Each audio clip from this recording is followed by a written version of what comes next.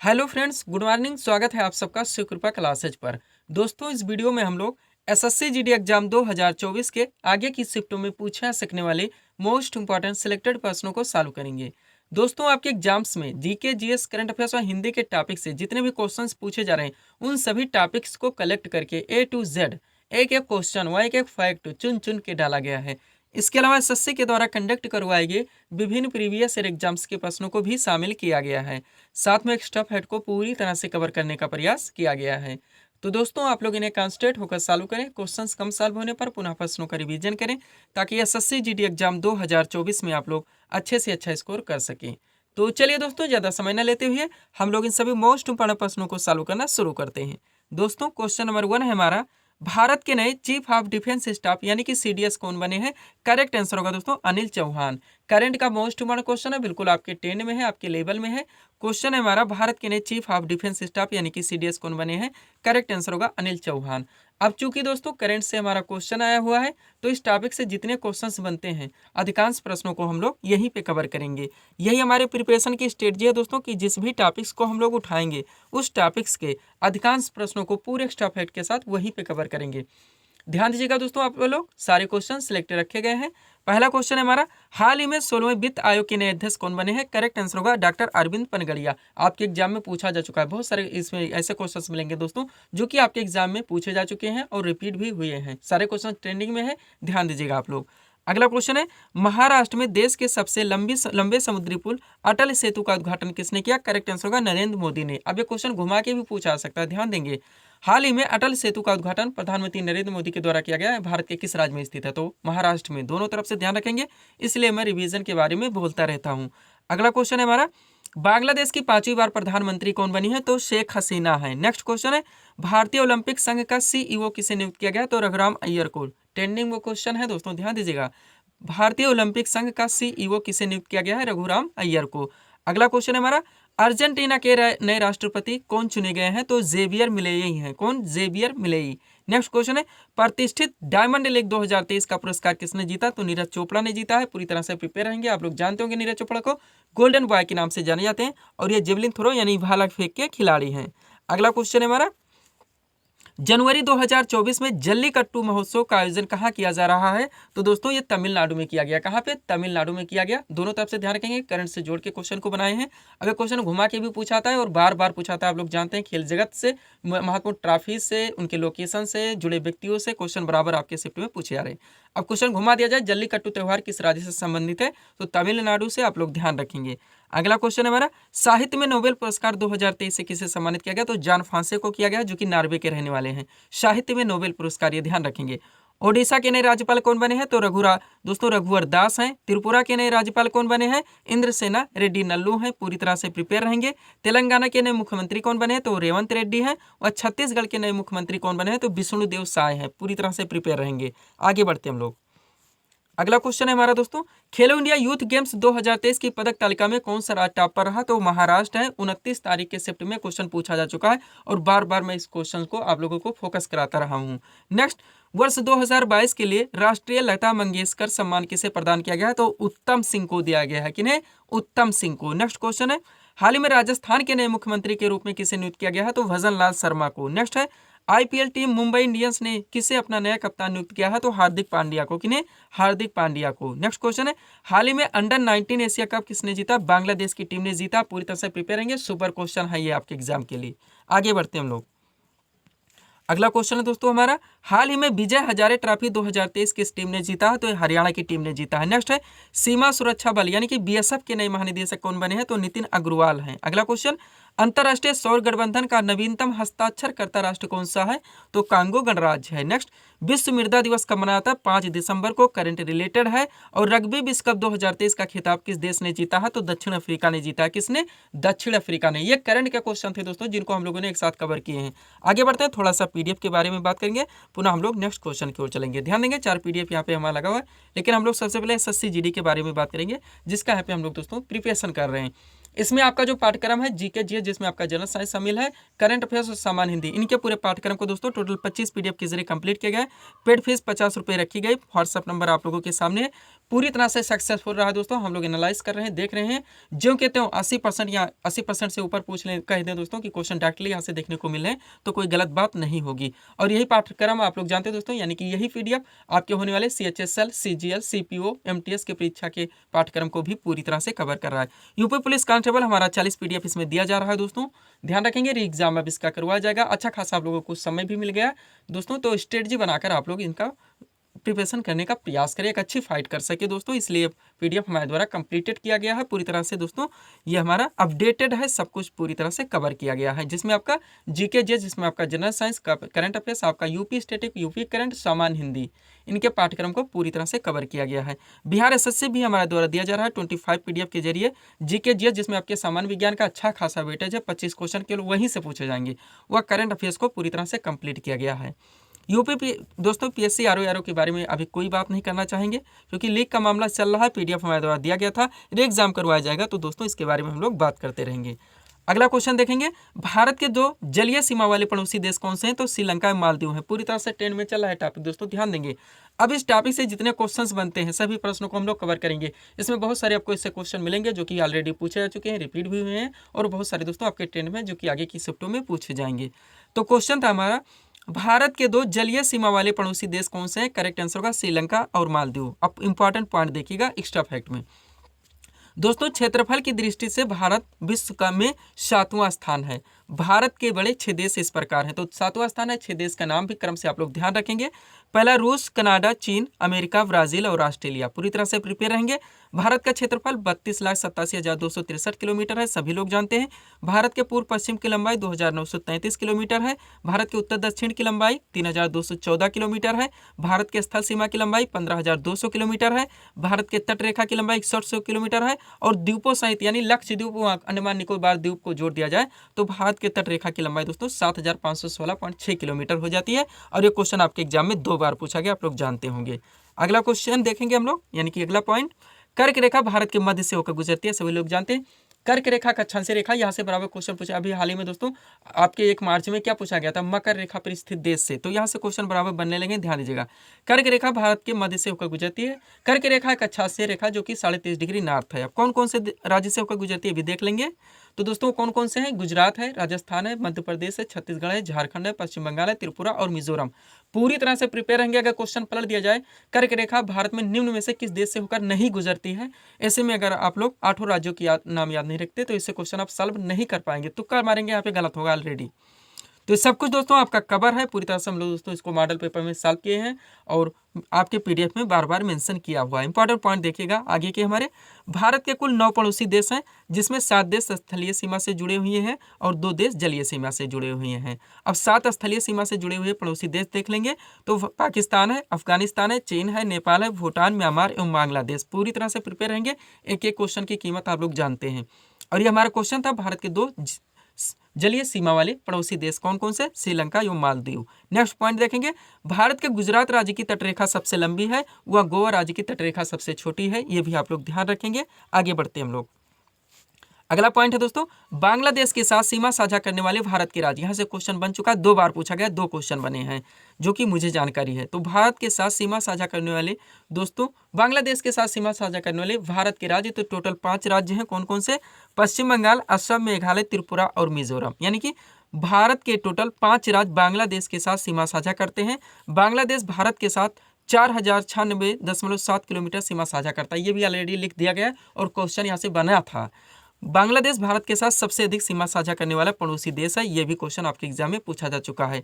अब नेपाल से देखेंगे तो नेपाल से भी दोस्तों टोटल 5 राज्य भारत की सीमा साझा करते हैं। उत्तराखंड है, उत्तर प्रदेश है, बिहार है, पश्चिम बंगाल, सिक्किम। यानी कि नेपाल भारत के 5 राज्यों से सीमा साझा करता है। भूटान की बात करेंगे तो टोटल 4 राज्यों से सीमा साझा करता है। कौन कौन से? सिक्किम, पश्चिम बंगाल, असम और अरुणाचल। पूरी तरह से आप लोग प्रिपेयर रहेंगे। एक छोटा सा नोट देख लीजिए, भारत की सबसे लंबी स्थलीय सीमा बांग्लादेश यानी 4096.7 किलोमीटर के साथ तथा सबसे छोटी सीमा अफगानिस्तान के साथ 106 किलोमीटर के साथ लगती है। ये दोनों क्वेश्चन आपके एग्जाम में पूछे जा चुके हैं। पीडीएफ के लिए दोस्तों व्हाट्सअप नंबर हमारा लगा हुआ है। बढ़ते हम लोग अगले क्वेश्चन की ओर। क्वेश्चन कहाँ से आया हुआ है दोस्तों? यंग इंडिया नामक पुस्तक के लेखक कौन है? महात्मा गांधी। महत्वपूर्ण जो पुस्तकें हैं, पत्रिका है, आपका फेवरेट टॉपिक है दोस्तों, बराबर क्वेश्चन यहाँ से बनते हैं, आप लोग जानते होंगे। तो हमारा क्वेश्चन था यंग इंडिया नामक पुस्तक के लेखक कौन है? करेक्ट आंसर हुआ महात्मा गांधी। अब इस टॉपिक से जितने यानी पुस्तकों से संबंधित रिलेटेड जितने भी क्वेश्चन बनते हैं, सबको हम लोग दोस्तों 1 से 1.5 मिनट में यहाँ पे कंप्लीट करेंगे। ध्यान दीजिएगा, ऑप्शन की कोई आवश्यकता नहीं है, ऑप्शन से केवल कंफ्यूजन क्रिएट होता है और टाइम टेकिंग हो जाता है। अब एक तरफ दिया गया दोस्तों महत्वपूर्ण पुस्तकों एवं पत्रिका के नाम, दूसरी तरफ संबंधित लेखक के नाम दिए गए हैं। चलिए एक साथ कवर करते हैं। सबसे पहले न्यू इंडिया, इनके लेखिका दोस्तों एनी बेसेंट है, पूरी तरह से प्रिपेयर रहेंगे। हिंदू स्वराज हो गया, केसरी हो गया, एक साथ ध्यान देंगे। हिंदू स्वराज के महात्मा गांधी हैं, केसरी के बाल गंगाधर तिलक हैं, माई एक्सपेरिमेंट विद ट्रूथ व यंग इंडिया दोनों एक साथ देखिएगा तो महात्मा गांधी हैं। अब किसी भी तरह से दोस्तों आप लोग ट्रिक लगाएं, रट्टा मारे, कुछ भी करें, ऐसे क्वेश्चंस को आप लोगों को याद रखने होंगे क्योंकि क्वेश्चन दोस्तों ऑलरेडी आपके एग्जाम में पूछे जा रहे हैं। नेक्स्ट है इंडिया विंस फ्रीडम, इनके लेखक अबुल कलाम आजाद हैं। कॉमनवेल्थ की लेखिका दोस्तों एनी बेसेंट है। अनहैप्पी इंडिया के लेखक लाला लाजपत राय हैं। इंडिया डिवाइडेड के लेखक राजेंद्र प्रसाद हैं। द इंडियन स्ट्रगल के लेखक सुभाष चंद्र बोस हैं। इटर्नल इंडिया के लेखक दोस्तों लेखिका इंदिरा गांधी हैं। कामायनी हिंदी से है दोस्तों जयशंकर प्रसाद हैं, इंपॉर्टेंट है, आप लोग ध्यान रखेंगे। अगला पॉइंट है हमारा अल हिलाल, इनके लेखक अबुल कलाम आजाद हैं। अंधा युग के लेखक दोस्तों धर्मवीर भारती हैं। ए नेशन इन मेकिंग के लेखक सुरेंद्रनाथ बनर्जी हैं। मदर इंडिया के लेखक कैथरीन मेयो हैं। सत्यार्थ प्रकाश मोस्ट इंपॉर्टेंट हो ही जाता है, स्वामी दयानंद सरस्वती हैं। हुमायूं नामा की लेखिका दोस्तों गुलबदन बेगम है और शाहनामा के फिरदौसी हैं। पूरी तरह से आप लोग प्रिपेयर रहेंगे दोस्तों। ये सिलेक्टेड थे जिनको हम यहाँ पे डाल दिए हैं, आपके हर वनडे एग्जाम्स में पूछे जाते हैं और रिपीट होते रहते हैं। चलते हैं अगले क्वेश्चन की ओर। अगला क्वेश्चन क्या है हमारा? 2011 की जनगणना के अनुसार भारत में महिला साक्षरता दर कितनी है? तो 65.46% है। 5 से 7 बार आपके एग्जाम में अभी तक पूछा जा चुका है। एवर ग्रीन टॉपिक है, शुरू से ही स्टार्ट हो जाता है दोस्तों ये पूछना और आपके लास्ट शिफ्ट तक यहाँ से क्वेश्चन मिलते रहते हैं। एक हमारा दोस्तों ये सीट रखा हुआ है, इसी में से बार बार क्वेश्चन बन रहे हैं, रिपीट हो रहे हैं और इसी में से बनते रहेंगे। अगर ये सीट आप लोग पूरी तरह से कवर कर लेते हैं, मैं बार बार कवर करवाने का प्रयास भी करता हूँ, तो यहाँ से जो भी क्वेश्चन आपके शिफ्ट में पूछे जाएंगे ना ही आपके दोस्तों मिस होंगे और ना ही आपको तुक्का मारना पड़ेगा। तो चलिए दोस्तों एक साथ हम लोग सिलेक्ट इनको दोस्तों कवर करना शुरू करते हैं। देखिएगा इंपॉर्टेंट पॉइंट है हमारा। पहला पॉइंट है दोस्तों भारत में जनगणना की शुरुआत 1872 में लॉर्ड मेयो के कार्यकाल में की गई थी, पूरी तरह से ध्यान रखेंगे। नेक्स्ट है भारत में नियमित जनगणना की शुरुआत 1881 में लॉर्ड रिपन के कार्यकाल में की गई थी, पूरी तरह से ध्यान रखेंगे। पहले जो हुई थी 1872 में लॉर्ड मेयो के कार्यकाल में, वो नियमित नहीं थी, नियमित हुई थी 1881 में लॉर्ड रिपन के कार्यकाल में। अगला है जनगणना संघ सूची का विषय, ये भी आप लोग ध्यान रखेंगे, ये से क्वेश्चन बराबर बनता है। भारतीय संविधान की अनुसूची 7 में संघ सूची, राज्य सूची व समवर्ती सूचियों का वर्णन है। संघ सूची के विषयों पर कानून बनाने का अधिकार भारतीय संसद को है। राज्य सूची के विषयों पर कानून बनाने का अधिकार राज्य के विधानमंडल को है। समवर्ती सूची के विषयों पर कानून बनाने का अधिकार भारतीय संसद व राज्य विधानमंडल दोनों को है। लेकिन अगर किसी भी विषय पर दोनों के मध्य विवाद उत्पन्न होता है तो भारतीय संसद के द्वारा बनाया गया कानून मान्य होगा। अब पॉइंट था जनगणना संघ सूची का विषय, इसका अर्थ ये हुआ कि इस पर भारतीय संसद के द्वारा कानून बनाया जाएगा। एक पुलिस व्यवस्था बार बार पूछा था, ध्यान रखेंगे, राज्य सूची का विषय। शिक्षा ये समवर्ती सूची का विषय है। आर्थिक नियोजन भी बार बार पूछा था, ये भी समवर्ती सूची का विषय। और दोस्तों जो संघ सूची, राज्य सूची और समवर्ती सूची में जो विषय शामिल नहीं होते उन्हें अवशिष्ट सूची के अंतर्गत माना जाता है और इन पर पूरा अधिकार केंद्र का होता है, ये भी आप लोग ध्यान रखेंगे यहीं पे। अब ये किस आर्टिकल में पड़ता है ये भी देख लीजिए, तो जिसका वर्णन संविधान के अनुच्छेद 246 में है, पूरी तरह से प्रिपेयर रहेंगे। 2011 की जनगणना भारत की 15वीं जनगणना और स्वतंत्र भारत की 7वीं जनगणना थी। नेक्स्ट है 2011 की जनगणना के समय जनगणना आयुक्त तो डॉक्टर सी चंद्रमौली थे, पूरी तरह से प्रिपेयर रहेंगे। अगला है जनगणना 2011 का आदर्श वाक्य दोस्तों, तो हमारी जनगणना हमारा भविष्य, यानी 2011 की जनगणना का आदर्श वाक्य हमारी जनगणना हमारा भविष्य था। आपके पहले ही दिन पहले ही शिफ्ट में क्वेश्चन पूछा गया था। नेक्स्ट है जनगणना 2011 के अनुसार भारत में कुल कितने जिले हैं? तो 640 जिले हैं। जनगणना 2011 के अनुसार भारत का सर्वाधिक जनसंख्या वाला जिला वो ठाणे है, जो कि महाराष्ट्र में पड़ता है। नेक्स्ट है जनगणना 2011 के अनुसार भारत का न्यूनतम साक्षरता वाला जिला वो दिबांग वैली, जो अरुणाचल प्रदेश में पड़ता है। दोनों एक साथ सेट कर दिया था क्वेश्चन दोस्तों, सबसे ज्यादा और सबसे कम, ताकि याद रखने में थोड़ी सी आसानी महसूस हो सके। आगे बढ़ते हम लोग। क्वेश्चन है जनगणना 2011 के अनुसार भारत का सर्वाधिक जनघनत्व वाला राज्य सभी लोग जानते हैं बिहार है, और जनगणना 2011 के अनुसार भारत का न्यूनतम जनघनत्व वाला राज्य अरुणाचल प्रदेश है। नेक्स्ट है जनगणना 2011 के अनुसार भारत का जनसंख्या घनत्व 382 व्यक्ति प्रति वर्ग किलोमीटर है, ये भी ध्यान रखेंगे। नेक्स्ट पॉइंट है हमारा जनगणना 2011 के अनुसार भारत की साक्षरता दर 74.04%, 5 से 7 बार पूछा जा चुका है, जिसमें पुरुष साक्षरता दर 82.14%, ये भी 3 से 4 बार पूछा गया, और महिला साक्षरता दर 65.46% है। ये भी आप लोग ध्यान रखेंगे, 2 से 3 बार ये भी आपके एग्जाम में अब तक पूछा गया है। नेक्स्ट पॉइंट है, जनगणना 2011 के अनुसार भारत का सबसे साक्षर राज्य तो केरल है, सभी लोग जानते हैं, और जनगणना 2011 के अनुसार भारत का न्यूनतम साक्षर राज्य वो बिहार है, ये भी दोस्तों आप सभी लोग जानते होंगे। चलते हैं अगले क्वेश्चन पॉइंट की ओर।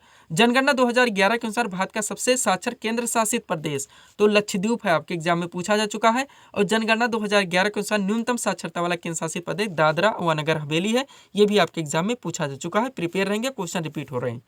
अगला है दोस्तों हमारा पॉइंट, जनगणना 2011 के अनुसार भारत का सर्वाधिक लिंगानुपात वाला राज्य वो केरल है, और जनगणना 2011 के अनुसार भारत का न्यूनतम लिंगानुपात वाला राज्य वो हरियाणा है, ये भी आपके एग्जाम में पूछा जा चुका है। जनगणना 2011 के अनुसार भारत का सबसे कम जनसंख्या वाला राज्य वो सिक्किम है, और जनगणना 2011 के अनुसार भारत का सर्वाधिक जनसंख्या वाला राज्य वो उत्तर प्रदेश है। इस पॉइंट से भी आप लोग पूरी तरह से प्रिपेयर रहेंगे। जनगणना से रिलेटेड दोस्तों इतना आप कवर रखेंगे तो किसी भी शिफ्ट में जाएंगे आपके क्वेश्चन सॉल्व हो जाएंगे। नेक्स्ट क्वेश्चन दोस्तों हमारा एवरग्रीन टॉपिक, शुरू से बनना है, आपके हर शिफ्ट में क्वेश्चन बनना है, एक सीट दे देते हैं दोस्तों, इसी में से क्वेश्चन बन रहा है, रिपीट हो रहा है, आप इतना कवर कर लेते हैं, नाम सबके आपको याद होंगे, किस राज्य से संबंधित है, कौन सा खेल खेलते हैं, इतना कलेक्ट कर लेते हैं तो आपका यहाँ से क्वेश्चन पक्का रहेगा। एक आता है तो पक्का, दो आता है तो क्वेश्चन आपका पक्का रहेगा। क्वेश्चन क्या रखा गया है, दीपिका कुमारी का संबंध किस खेल से, करेक्ट आंसर होगा तीरंदाजी से। अब आप लोग जान गए होंगे कि कौन से टॉपिक से उठाया गया है, एक सीट रखी गई, सारे क्वेश्चन इसी में से बार बार आपके बन रहे हैं। चलिए शुरू करते हैं, इंपॉर्टेंट पॉइंट है हमारा। सबसे पहले दोस्तों शेफाली वर्मा जो कि हरियाणा से आती है, क्रिकेटर हैं। मेरी काम ये मणिपुर से आती है, मुक्केबाज की हैं। लियोनेल मेसी अर्जेंटीना से आते हैं, फुटबॉल के हैं। मीराबाई चानू मणिपुर से आते हैं दोस्तों, भारोत्तोलन की हैं। हरमनप्रीत सिंह अमृतसर से आते हैं, हॉकी के हैं। पीवी सिंधु हैदराबाद से आती हैं, बैडमिंटन की खिलाड़ी हैं।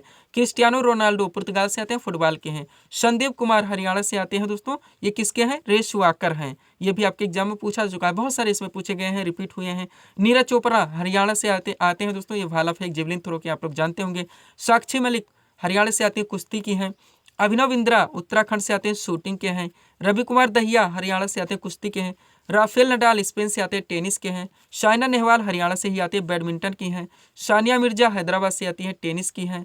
पीटी उषा आप लोग जानते हैं, केरल से आती हैं, दौड़ की हैं। आगे बढ़ते हैं, और क्या दोस्तों, अरुणा मिश्रा ये भी पूछा जा चुका है, झारखंड से आती हैं, ये दोस्तों मुक्केबाज की हैं। विकास कृष्ण यादव ये भी पूछा गया, हरियाणा से आते हैं, बॉक्सिंग के हैं। विश्वनाथ आनंद तमिलनाडु से आते हैं, शतरंज के हैं। दीपिका कुमारी झारखंड से आती हैं, तीरंदाजी के हैं। इतना कवर रखेंगे तो किसी भी शिफ्ट में जाएंगे आपके यहाँ से क्वेश्चन न मिस होंगे न गलत होंगे। पीडीएफ के लिए व्हाट्सअप नंबर हमारा लगा हुआ है। बढ़ते हम लोग अगले क्वेश्चन की ओर। क्वेश्चन कहाँ से आया हुआ दोस्तों, विश्व स्वास्थ्य संगठन यानी कि WHO का मुख्यालय कहाँ पर स्थित है, करेक्ट आंसर होगा जेनेवा स्विट्जरलैंड में। इंटरनेशनल जो ऑर्गेनाइजेशन से बनते हैं दोस्तों, आप जानते हैं ट्रेंडिंग टॉपिक एसएससी ने फोकस पूरी तरह से किया हुआ है, बराबर क्वेश्चन बन रहे हैं। जितने मोस्ट इंपॉर्टेंट है सब आपके कलेक्ट हैं, स्थापना वर्ष भी इसमें डाल दिया गया है ताकि ये टॉपिक भी आप लोगों का यहीं पे पूरी तरह से कंप्लीट हो सके। ध्यान देंगे, क्वेश्चन यहाँ से दोस्तों बराबर बन रहे हैं। एक तरफ दिया गया संगठन के नाम, फिर मुख्यालय के नाम, और लास्ट में स्थापना वर्ष भी जोड़ दिया गया है। चलिए शुरू करते हैं पहले पॉइंट से। क्या दोस्तों, अंतर्राष्ट्रीय ओलंपिक समिति, इसका मुख्यालय लुसाने स्विट्जरलैंड में है, और इसकी स्थापना हुई थी 1894 में। नेक्स्ट है अंतर्राष्ट्रीय क्रिकेट काउंसिल यानी कि ICC, इसका मुख्यालय दुबई में है, और इसकी स्थापना हुई थी 1909 में। नेक्स्ट है अंतर्राष्ट्रीय श्रम संगठन यानी कि WHO, वर्ल्ड डब्ल्यू दोस्तों क्या होता है, ILO इंटरनेशनल लेबर ऑर्गेनाइजेशन, अंतर्राष्ट्रीय श्रम संगठन, मुख्यालय जेनेवा में है, इसकी स्थापना 1919 में हुई थी। आगे बढ़ते हम लोग। अगला दोस्तों विश्व बैंक है, इसका मुख्यालय वाशिंगटन DC यानी कि वाशिंगटन डिस्ट्रिक्ट ऑफ कोलंबिया में है, इसकी स्थापना 1944 में हुई थी। विश्व व्यापार संगठन WTO, world trade organisation WTO, इसका मुख्यालय जेनेवा में है, और इसकी स्थापना 1995 में हुई थी। ये भी आपके एग्जाम में पूछा जा चुका है। अंतर्राष्ट्रीय मुद्रा कोष, इसका मुख्यालय वाशिंगटन DC में है, और इसकी स्थापना 1944 में हुई थी। संयुक्त राष्ट्र संघ UNO, इसका मुख्यालय न्यूयॉर्क में है, और इसकी स्थापना 1945 में हुई थी। 24 अक्टूबर 1945 आप लोग जानते हैं, इसलिए संयुक्त राष्ट्र दिवस हर वर्ष 24 अक्टूबर को मनाया जाता है। खाद्य एवं कृषि संगठन, मुख्यालय रोम में है, स्थापना 1945 में हुई थी। अंतर्राष्ट्रीय न्यायालय, इसका मुख्यालय द हेग नीदरलैंड में है, और इसकी स्थापना भी 1945 में हुई थी। आगे बढ़ते हैं, थोड़े और रह गए हैं। क्या क्या है दोस्तों? संयुक्त राष्ट्र बाल कोष, इसका मुख्यालय न्यूयॉर्क में है, स्थापना 1946 में हुई थी। विश्व स्वास्थ्य संगठन WHO वर्ल्ड हेल्थ ऑर्गेनाइजेशन, मुख्यालय जेनेवा में है, स्थापना 1948 में हुई थी, ये भी पूछा जा चुका है। विश्व मौसम विज्ञान संगठन, मुख्यालय जेनेवा में है, स्थापना 1950 में। अंतर्राष्ट्रीय परमाणु ऊर्जा agency, most important, Vienna Austria में इसका मुख्यालय है, स्थापना 1957 में। एमनेस्टी इंटरनेशनल, मुख्यालय लंदन यूनाइटेड किंगडम में है, स्थापना 1961 में हुई थी। आगे बढ़ते हैं, थोड़े से और रह गए। क्या क्या है? विश्व आर्थिक मंच, मुख्यालय जेनेवा स्विट्जरलैंड में है, स्थापना 1971 में हुई थी। विश्व वन्यजीव संरक्षण कोष दोस्तों, मुख्यालय ग्लांड स्विट्जरलैंड में है, स्थापना 1961 में हुई थी। एशियाई विकास बैंक, मुख्यालय मनीला फिलीपींस में, भी आपके एग्जाम में पूछा जा चुका है, 1966 में हुई थी। सार्क आप लोग जानते हैं, दक्षिण एशियाई क्षेत्रीय सहयोग संगठन, मुख्यालय काठमांडू नेपाल में है, स्थापना 1985 में हुई थी। और संयुक्त राष्ट्र पर्यावरण कार्यक्रम UNEP, united nations environment programme, इसका दोस्तों मुख्यालय नैरोबी केन्या में है, स्थापना 1972 में हुई थी। कलेक्ट रखेंगे दोस्तों, पूरी तरह से SSC के ट्रेंड में रहते हैं, फाइट करने में आप लोगों को आसानी होगी, SSC के किसी भी एग्जाम से में जाएंगे। चलते हम लोग अगले क्वेश्चन की ओर। अगला क्वेश्चन हमारा कहाँ से दोस्तों? गुदई महाराज का संबंध किस वाद्य यंत्र से है? तो तबला से है। आपका एवरग्रीन टॉपिक है, आप लोग जानते हैं, हर शिफ्ट में क्वेश्चन बन रहे हैं। एक छोटा सा सीट देते हैं जो हम 1 मिनट में कवर करते हैं। इतना कवर रखेंगे तो दोस्तों ना यहाँ से आपके क्वेश्चन मिस होंगे और ना ही गलत होंगे। तो चलिए शुरू करते हैं दोस्तों। सारे वादक एवं वाद्य यंत्र जितने इंपॉर्टेंट हैं सब आपके कलेक्ट हैं, 1 मिनट में हम लोग कवर करेंगे। ध्यान दीजिएगा दोस्तों। सबसे पहले है पंडित रविशंकर, बिलायन खां और निखिल बनर्जी, तीनों मोस्ट इंपॉर्टेंट हैं जो कि सितार वादक हैं। जाकिर हुसैन, अल्लाह रखा का, गुदई महाराज, तीनों मोस्ट इंपॉर्टेंट तबला वादक हैं। आप देखेंगे आपके हर शिफ्ट में इसी से क्वेश्चन बन रहा है, बार बार रिपीट हो रहा है। हरिप्रसाद चौरसिया, पन्नालाल घोष, रोनू मजूमदार, तीनों मोस्ट इंपॉर्टेंट बांसुरी वादक हैं। अमजद अली खां, अलाउद्दीन खां और अली अकबर खां, तीनों मोस्ट इंपॉर्टेंट सरोद वादक हैं। एक नाम उस्ताद बिस्मिल्ला खां, शहनाई वादक। एक ही नाम शिव कुमार शर्मा, संतूर वादक। एक ही नाम गजानन राव जोशी, चिकारा वादक। एक ही नाम दोस्तों यू कृष्णन, मेंडोलिन से संबंधित है, यानी कि ये कौन सा वाद्य यंत्र? मेंडोलिन। सारे आपके एग्जाम में पूछा जा चुका है। अन्नपूर्णा, एक ही नाम दोस्तों अन्नपूर्णा देवी, एक ही वाद्य यंत्र इनका सुरबहार, यानी एक ही नाम अन्नपूर्णा का याद रखिए जो कि सुरबहार से संबंधित है। इतना आप कवर रखेंगे तो ना यहाँ से आपके क्वेश्चन मिस होंगे और ना ही गलत होंगे। सब कुछ आपके PDF में मेंशन है, बार बार आपको रटवाया गया है। अगला क्वेश्चन क्या है? ओणम किस राज्य का प्रसिद्ध त्योहार है? करेक्ट आंसर होगा केरल का। फेवरेट क्वेश्चन आपके एग्जाम में पूछा जा चुका है। क्वेश्चन कहाँ से आया दोस्तों? लोक नृत्य से आया हुआ है। स्टैटिक जीके हमारा। अब ध्यान देंगे, यहाँ पे ऐसे क्वेश्चन सेलेक्ट किए गए दोस्तों जो कि आपके सभी जीके के टॉपिक से, चाहे वो पॉलिटी हो, हिस्ट्री हो, इकानमी हो, जियोग्राफी हो, आपके सारे विविध के चैप्टर्स हों, वह दोस्तों जनरल साइंस हो, सबके जो इजी टू मॉडरेट ट्रेंड पे क्वेश्चन आपके हर वनडे एग्जाम्स में पूछे आते हैं, हाईलाइटेड हैं, बार बार रिपीट होते रहते हैं, उन सभी प्रश्नों को यहाँ पे शामिल किया गया है ताकि कोई भी टॉपिक कहीं से भी हमारा मिस ना हो सके। तो चलिए दोस्तों, कॉन्सेंट्रेट होकर आप लोग शुरू दोस्तों इसको सॉल्व कीजिएगा।